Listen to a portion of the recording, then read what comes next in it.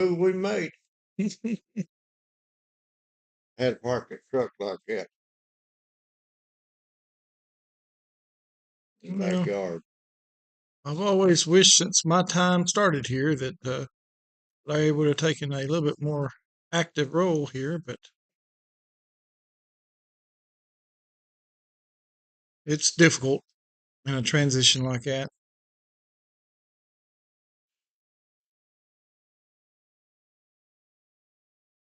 I guess Larry's all right. He talked about the county folks about that. Had his uncle staying with him over here. Yeah, I understand he's doing pretty well in the physical rehab and everything, but um, you know, it, when you've had a major stroke like that, the question is, you've got a time period where you can make some substantial change, and at some point it starts getting slower. How much you recover. Um, so, but like I said, I would love if he winds up being able to maybe come for that, and I think it'd be exciting. It's not so much who speaks; it's the people that come. It's it kind of like even yesterday. Yesterday was a really good day. I enjoyed it because I'm looking at there and I'm thinking, well, that they used to come here when I first came here. They used to be here. They used to be here. Of course, many of them have moved away. Some of them haven't, but it. Uh, it was good to see them. So homecomings are like that. You get to see a lot of people that. Both of Lanille Christie girls here? Yes, they were. They were. Yeah, I have not seen the other one. I don't know that. Maybe in passing. I haven't seen the oldest one in a long Yeah. time, but now the younger one worked, I think, at the hospital. I think so.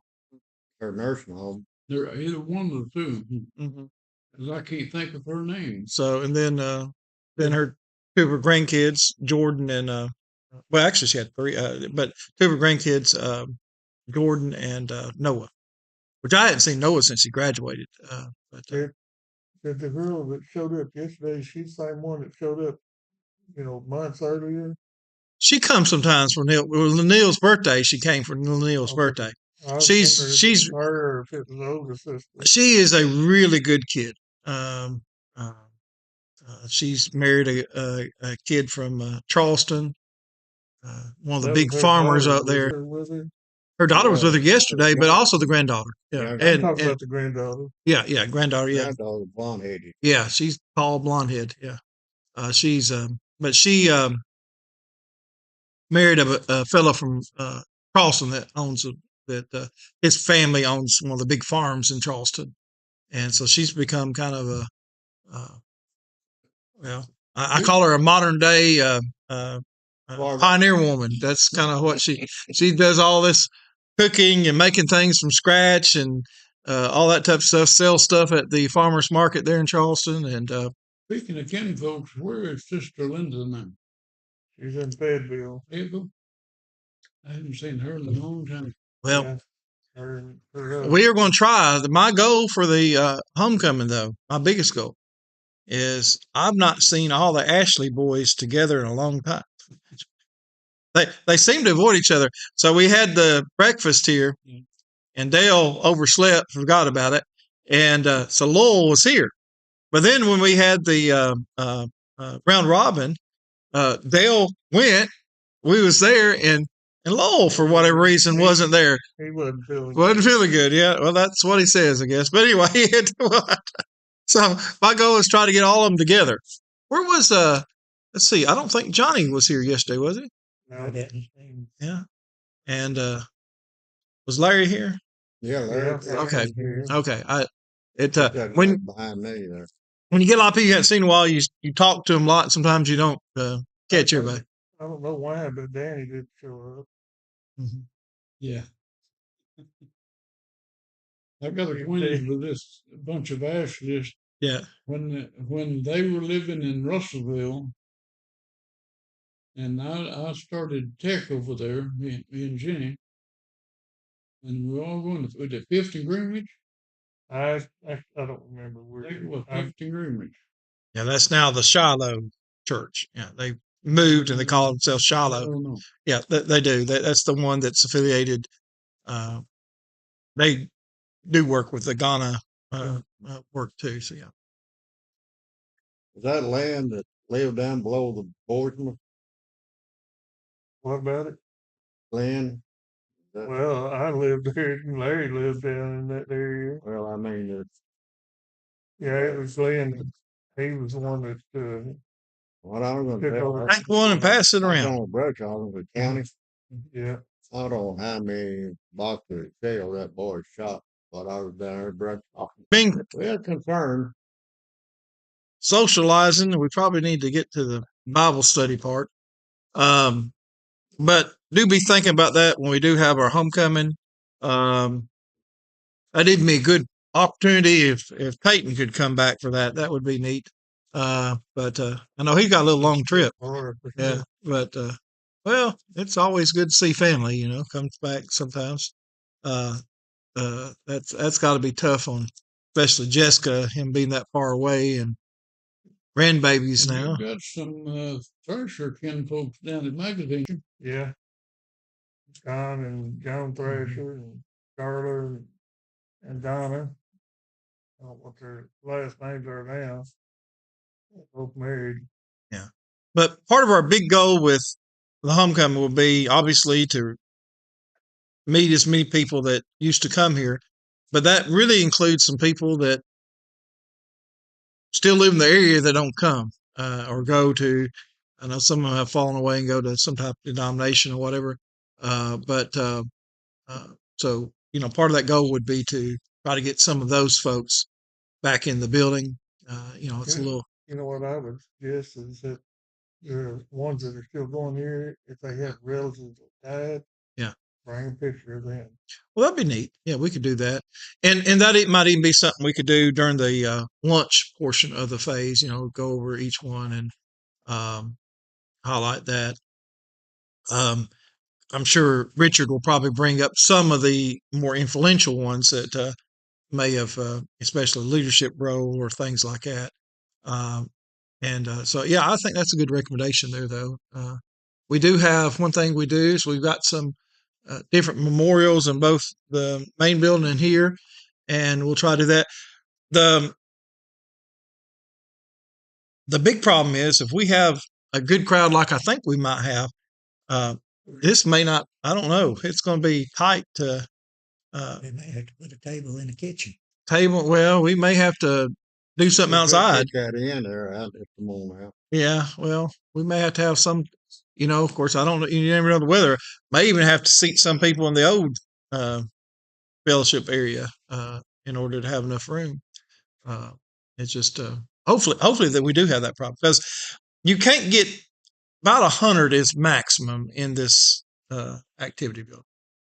You can get about maximum 100 people. That's it. So if we have crowd, I would hope we can get around 200 or close to it if we advertise it enough.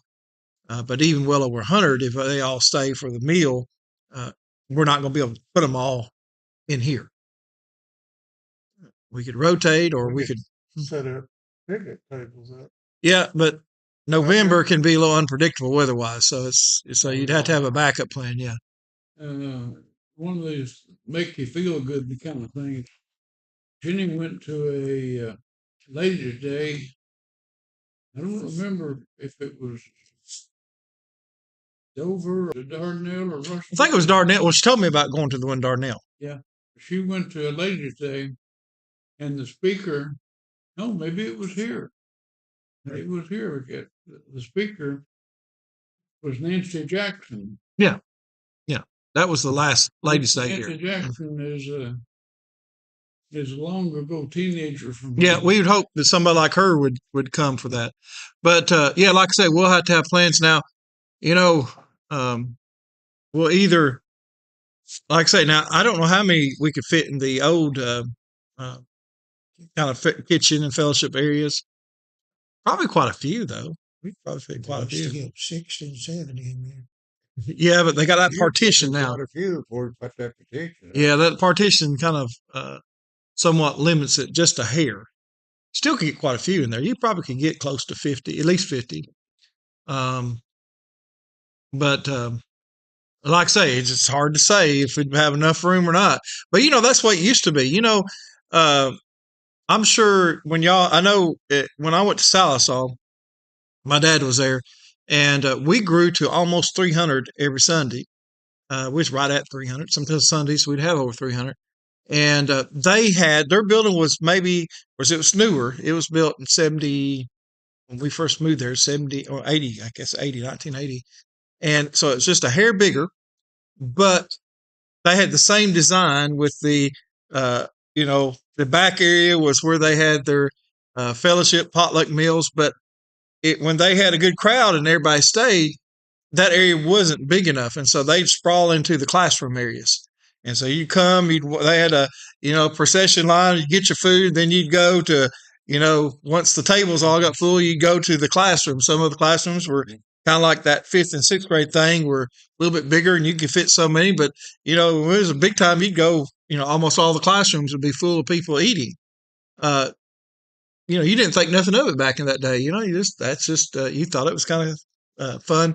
But at some point, and I think there's a lot of practicality to having a separate facility.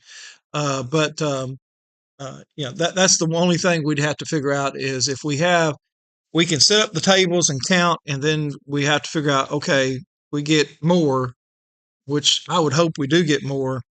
So if we put them back there, you can get so many.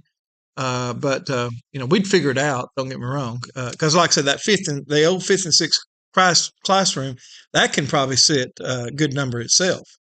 So anyway, that's details that'll be easily figured out. I brought you some copies of the Dardanelle Bulletin. Oh, okay. Thank you, sir. Bulletin.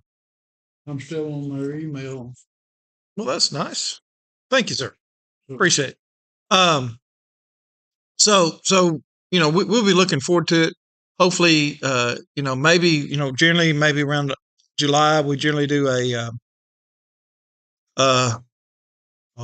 house to house, heart to heart publication, and by then we should have a firm date. We can advertise it in that for very cheap. We can start putting it on our sign. Get on the community sites on Facebook and other things, get the word out.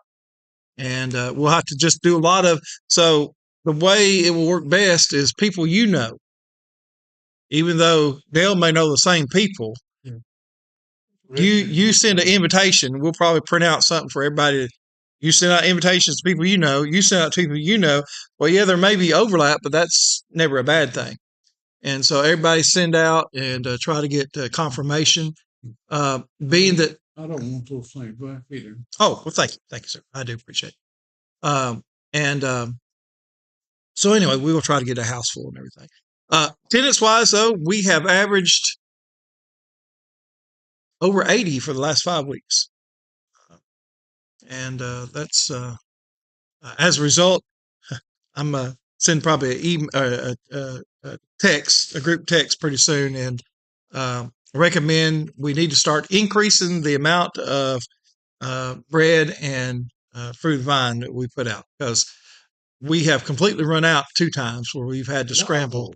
Yeah. You ain't doing that, are you? Yeah. So we've completely run out 2 times, and we have probably 2 of the other times. There's been a little bit of scramble where somebody from one side has come over there and help out the other side as they run out. So we really need to Fill them up. we need to go up in what we're doing now. When we were, especially first year or 2 after COVID, we were averaging in the 50s few Sundays. What we have was sufficient, but the thing is now we're averaging more, which is good. But we need to start doing a little bit more. We should have been prepared for yesterday, because we knew another day was coming up. They were bound to freeze. Well, When I Fred come by me, that trade right out. Come by me. I kind of sick. it ran. That side's what ran out. Yeah. Going down my arm. Yeah. Whatever. And so we need to start upping that, because, like I say, it's one thing if you just get an occasional day once out of blue moon, but Mother's Day is always generally our biggest day. So it probably should have been increased for that. But um, you know, uh, but we need to increase it. Curious that Father's Day is gonna be the same way. Sometimes it You is. never know. Sometimes it is. Yeah. It is. Father's Day is a little more up and down. It's not as consistent, but That was there's been a few times here on Father's Day where it has been almost as big as Mother Day's. Just in case. Yeah. The I think part of the problem. Well, I don't want to air this on the when I take it off. I'll tell you what I think maybe need to be done, but that's more in-house business than it is to share on the web. We're talking about Ecclesiastes 3, a time for everything. You bring your guitar for the song? Or? No, Oh, I tell you, I keep playing. yeah. So, a time for everything, Ecclesiastes 3. Now, once again, Solomon is going through this. We won't go through every chapter, but Ecclesiastes 3 is a chapter worth going through real quick. Some of the chapters are not, and so we'll kind of glean through them, and then we will focus on the last chapter, though. But once again, this is Solomon as he's older, probably within 4 or 5 years of the time he dies. And he's done all these things, and he's realized it was meaningless. Kind of like he says, he uses the phrase, a striving after the wind. You know, you can't catch the wind. You can harness it, but you can't really catch it. You can't even see where it's going. You can see trees, the effects of it, but like right now, it's not really blowing that hard. It'd be hard to tell. You go outside, wet your finger, and you might figure it out. But just looking at it, you're like, well, let's see. We could guess because the wind generally blows a certain direction this time of year. Although sometimes, it'll change directions. And so, but anyway, a time for everything. So if you want to turn your Bibles to Ecclesiastes 3 or just look at the handouts, that's the slides that they're seeing on the there is a season. So what's your favorite season? What's your favorite season, Larry? Fall. Fall. I like fall too. What's your favorite season? Springtime. Huh? Springtime. Spring. Well, you're in the height of it then. Spring. Spring. What's yours, Marv? I like all of them. Like all of them. Well, look there. Yeah. Well, you're. Yeah, wintertime, I like to read a little bit. After summertime, I like to burn up a little bit.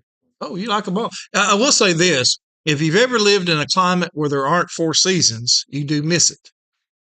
So you may say, it's not that you don't have a favorite season, but when I lived in outside the Houston area when I was in high school, you had 2 seasons basically there. You had summer and you had kind of wasn't quite winter because you didn't get cold enough for winter, but it was kind of like a mix between fall and spring, early spring, and then you went immediately back to summer. I mean, you didn't have a lot. Right, you were down at the town.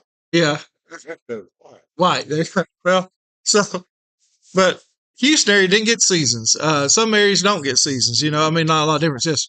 Gene can tell you about Alaska. Well, so I'll tell you about Alaska's probably similar to when James was going to different colleges to tour, and he went to MIT.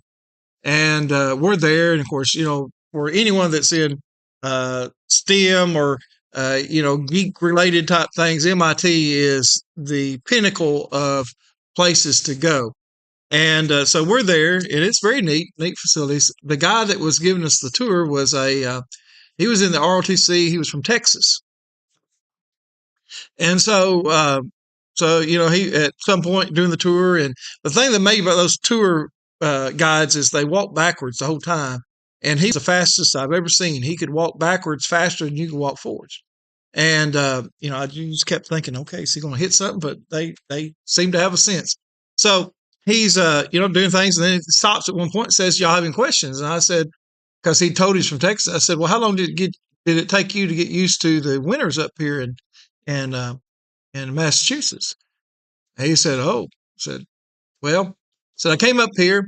I realized, first of all, that you can't wear tennis shoes during the wintertime. He said, that's all I wore when I first came here.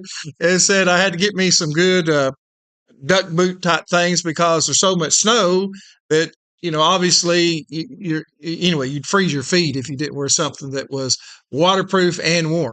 And so he said, I will tell you this, that y'all are here at a good time. We came end of June. It was end of June, almost July. And he said, you came during the time of year I like to call not winter. They didn't call it summer. He called it not winter. And because it was in the low to mid 70s when we was up there, late June, sunny, and low to mid 70s, in end of June, July. And he said, so it's not winter. And then so I said, well, what other he said, well, come around September, we get into winter. And then we stay in winter until about June, then it's not winter again.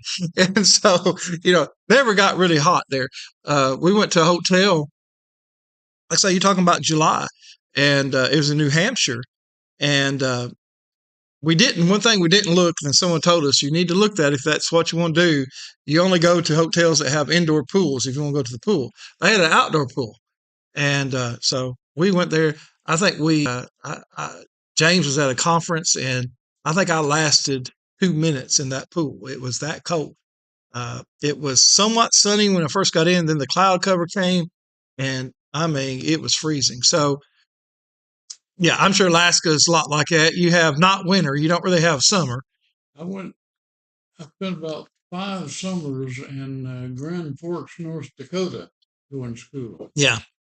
And they had underground tunnels between all the different buildings. That's what MIT is. MIT has that too. Everything is connected underneath, which it's a little disorienting when you have never been on the campus before, and they walk through these tunnels. You're like, you don't have a clue where you're at. And then you come out of the building, you're like, oh, okay, let's see. How did I get here? Because everything, even the dorms are connected by tunnels to the, so that when the winter is so bad, they don't, obviously, you don't really want to walk outside when it's well below zero and you got several feet of snow on the ground. So they go through the tunnels, and which is just interesting. But seasons, I probably like the fall the best, because you've just had all the heat and it's a change. And then the beautiful colors. Now, like the fall in areas like this, Tennessee, where I grew up, because you see so many different colors.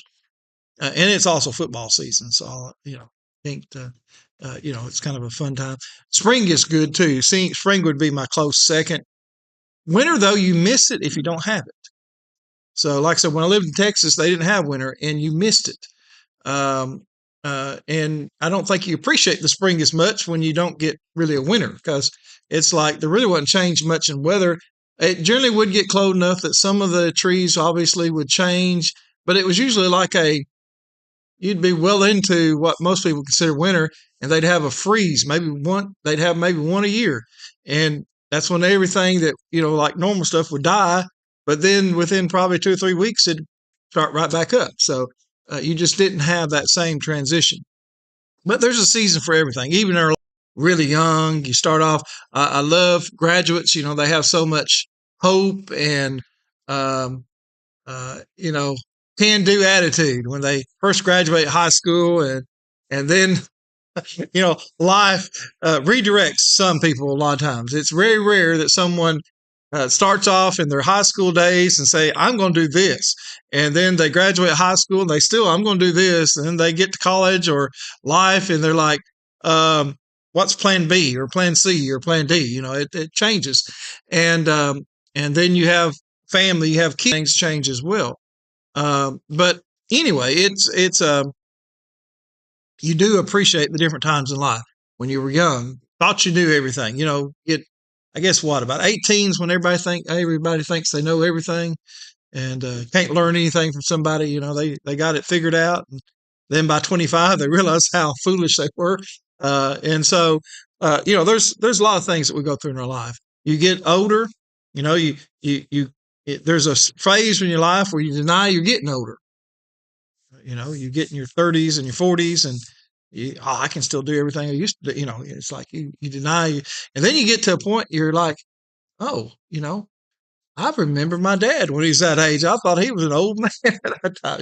It's funny how things change. And anyway, the song by the Byrds, which, Dale, I'm disappointed you're not singing it today, but that's okay. We'll get over it. Don't mind if I think about it. Yeah. So turn, turn, turn. What's interesting is it was originally it was a soft war protest song. It was more on the lines of encouraging peace than it was some of the other songs that really came out more demonstrative. Of course, it's more mid 60s than late 60s. But it used these words in, there's one line that was added. Everything else comes directly from Scripture, and it's, I swear it's not too late. And it's referring to peace. And so, time for all these things, but it's not too late to go back. But the Byrds weren't the first to form it. It was a folk group called the Limelighters. Debuted in '62. Album Folk Matinee. I imagine that sound quite a bit different than the rock sound that most people are familiar with. But instead of calling it Turn, Turn, Turn, they called it To Everything There's a Season. The song came out a few months before the Byrds version.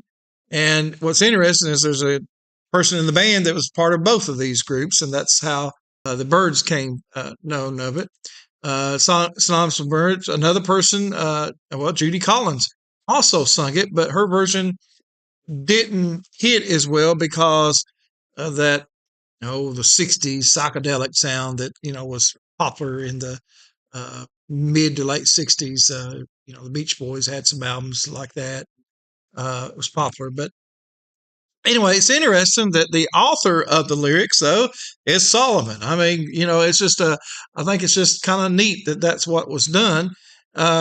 I don't know that would happen, even though you think of the 60s as being kind of a time of protest and other things, but they knew the Bible well enough to know this passage, and they recorded it. So Ecclesiastes 3:1-8, basically these words. Of course, you'd have to use the King James Version to really get the exact lyrics, I guess. But basically very similar. For everything there's a season and a time for every matter under heaven. A time to be born and a time to die. A time to plant, a time to pluck up what is planted. A time to kill and time to heal. A time to break down, time to build up, time to weep, and a time to laugh, time to mourn, time to dance. A time to cast away stones and a time to gather stones together. A time to embrace and a time to refrain from embracing. A time to seek and a time to lose. A time to keep and a time to cast away. A time to tear and a time to sow. A time to keep silence and a time to speak. A time to love and a time to hate.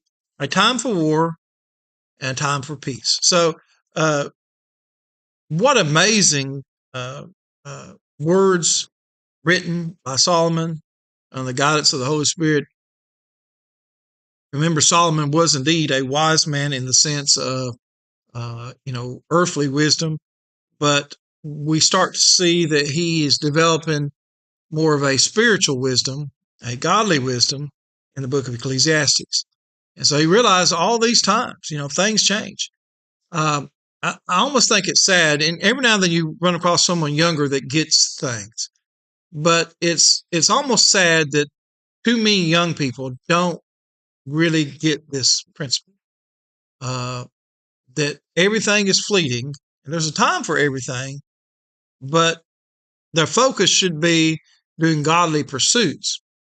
And the sad thing is, most people will waste much of their life when they could really make the biggest difference, only to realize that when they get older. And so a lot of times there's things, sometimes when we get older, there's times when we have regret that we didn't do something much earlier on. But really, we should be able to learn from Solomon and understand that we don't have to wait till we're, 60, 70, 80 years old to understand the principle that everything we do has a time, and most of it's fleeting. I tell people, when they have children, really enjoy it. They won't be, that little very long. And a lot of times, we think of the nuisances that come with a kid being that little, changing diapers, the screaming, the crying. Even, yesterday at church, it was a beautiful sound to hear all the kids and everything. And, sometimes parents are like, oh, I'll be glad when they're over this stage.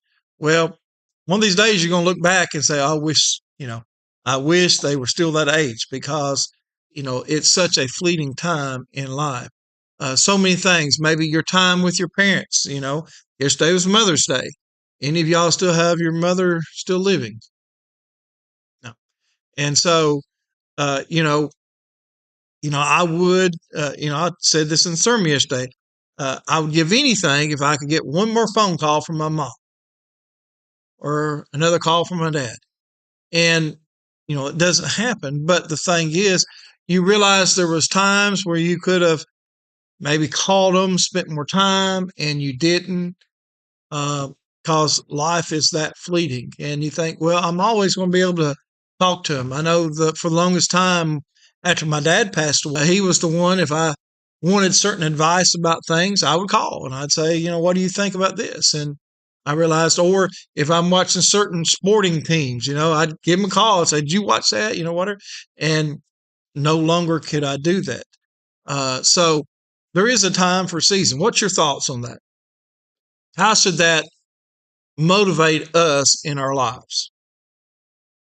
I think it gives us an insight into Solomon's thinking when he says that it bugs him to no end that the wise will die just like the foolish will. Mm-hmm. Yeah, we talked about some last week. Yep. Seems to say that just ain't right. And in one sense, you could take it as a negative thing, but his point is focusing the wise man that he's talking about is not a godly wisdom, it's earthly wisdom. So someone that worked hard, someone that built a business, maybe someone that saved money when they was young and had a bunch of stuff when they get older and all this stuff. Well, their end is the same as a foolish man that didn't keep anything, that wasted money, never worked. They have the same conclusion. They're going to be put in the ground or they're going to be cremated or something at some point. It's the same. And they'll have to meet their maker. It's where perspective. But if I were to say anything, I think some of it is sometimes we need to, as the expression goes, stop and smell the roses. Because things are fleeting on this earth, we need to enjoy the moments that we have. Oftentimes we're so busy, like that. You ever seen a hamster and on that wheel? They really move sometimes, and it's like they're getting nowhere, And sometimes we get caught in the hamster cage of life. We just spin our wheels. Oh, I need this, need to do that, and it's like relax. Just take care of it.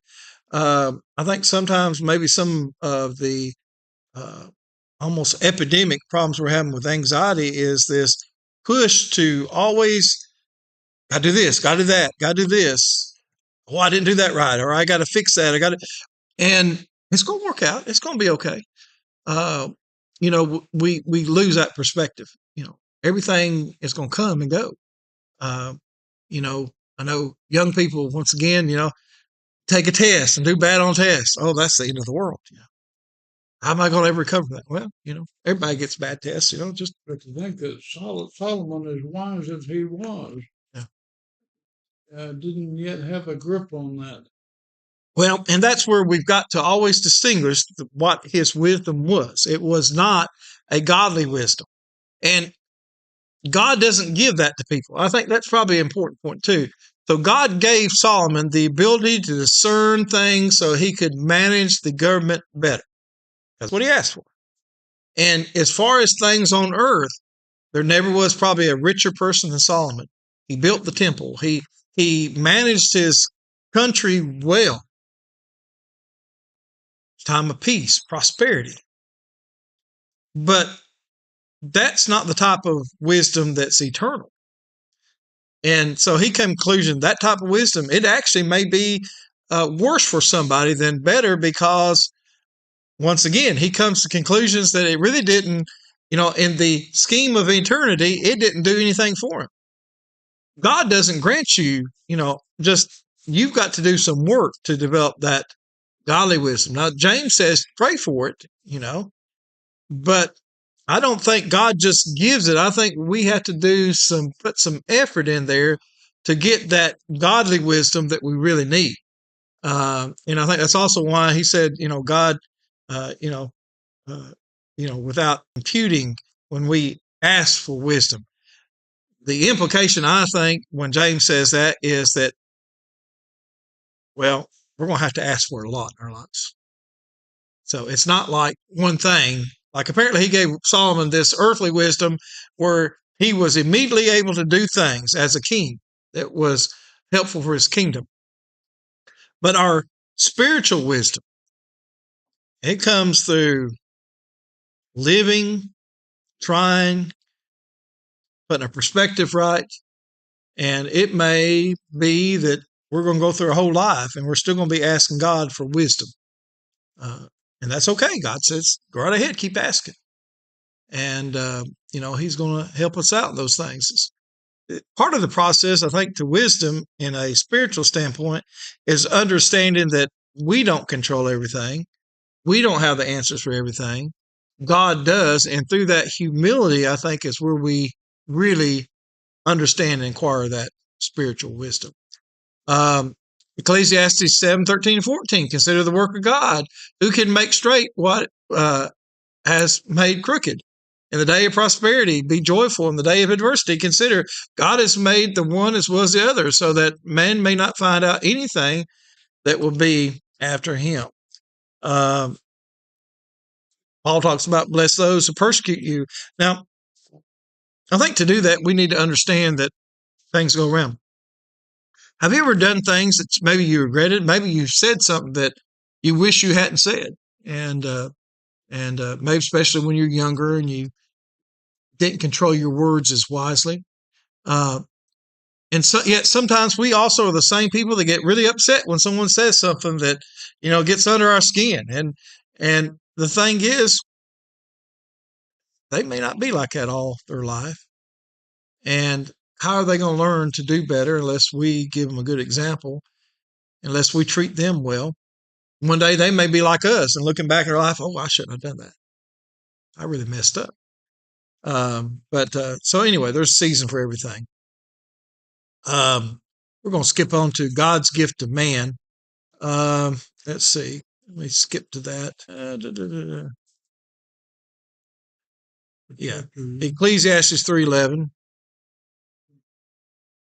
says he has made everything beautiful in its time.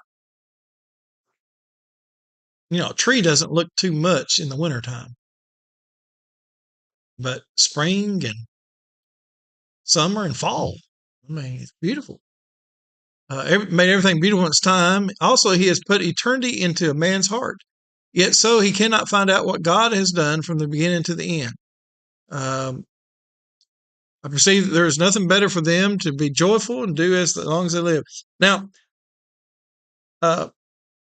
God does make things beautiful. And, you think about even things, something like a caterpillar. I don't know many people think caterpillars are all that beautiful. They can be, certain caterpillars are very nuisance to gardens and things, but, most people don't think caterpillars are all that beautiful, but it becomes that, beautiful little butterfly. And you're like, oh, how pretty. Mm-hmm. But it started out as that ugly, ugly worm thing. So, it does. But God does. He makes things beautiful in its time. Ecclesiastes 3:13, also that everyone should eat and drink and take pleasure in all is told. This is God's gift to man. Paul even wrote to the church at Thessalonica in 2 Thessalonians, said, well, if you don't work, don't eat. You don't have any right to eat. They had so thought that the resurrection, Jesus was returning so soon that they just stopped doing everything. And Paul said, well, wait, no. I've never been much to grow garden. I have a couple of times, not anything big, but what does that feel like when you do grow a garden, especially that first fruit that comes out, first tomato plant? It's good. You eat it and you're like, oh, this is good. And you realize it doesn't just pop out of the ground, it took some effort, some toil. different things you do in your life. You know, one of these days, maybe you'll get some eggs from your chickens and think, man, this is good. Yeah. One of these I days. wish you had mentioned that. Plowed mine to get home. And I have been known to plant catalpa trees Mhm. so they'll have the big long catalpa worms on them Let's go fishing with it. because They're the good fish fishing. like 'em.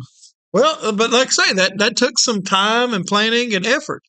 And but yeah, that's good. You know, when we do something with our own hands, you know, maybe you have a hobby, you build something. You know, I know when I was an engineer, the thing I really liked about being an engineer, special civil engineer, is you would design something, and then a lot of times the firms I work for, we'd go inspect it as it's being built, and then you would see it once it's done, and you're like, yeah, that's really neat. You know, this is something that you had a part in. You know, that you created it, and so God has given us that. It's something that's innate to us that we enjoy doing something and then seeing the results of it.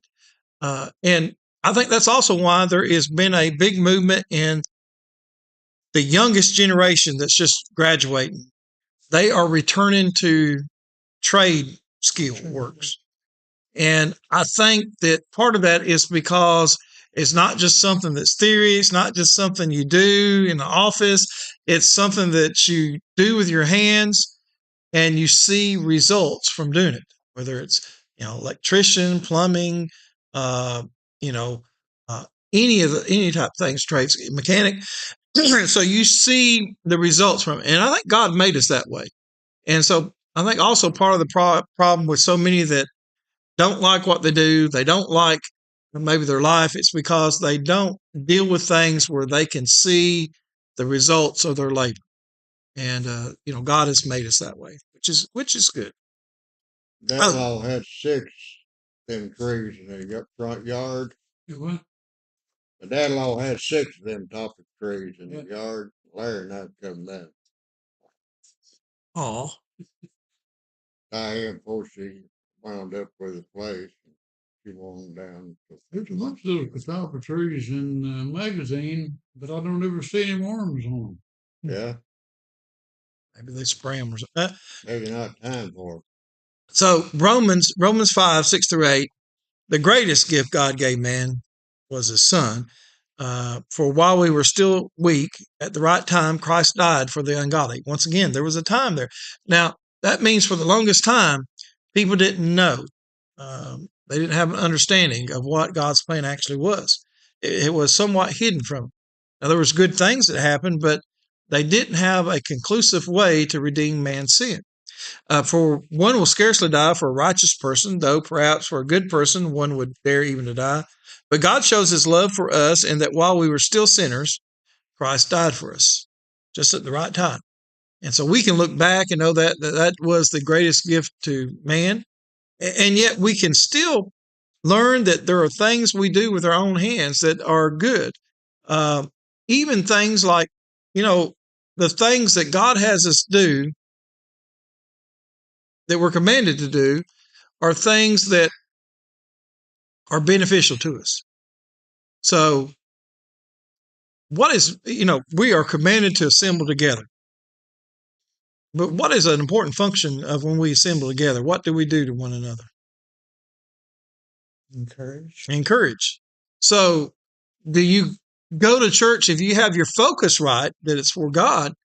Do you ever go to church and think, man, I could be doing something so much more better than this? You know, I could be working in my garden. I could be golfing. I could be fishing. I could be hunting. No, because you are gaining a benefit from worship. Is that what worship's for? No, worship is for God, but we have this byproduct of it's beneficial to us. It encourages us. It strengthens us. It allows us to befriend and talk to people that are like-minded. And so there's all kinds of things that the efforts we make when you study with someone, when you ask someone to come to church, there are things that you benefit from your toil, from the things you do. So there are benefits. even though that's not the primary focus, we do get benefits from it. The problem is when someone puts the benefits above what we're there for, to worship. And then that's when you get statements like, well, this church, it just doesn't, it doesn't do anything for me. I need to find someone where I feel, whatever. And on and on that goes.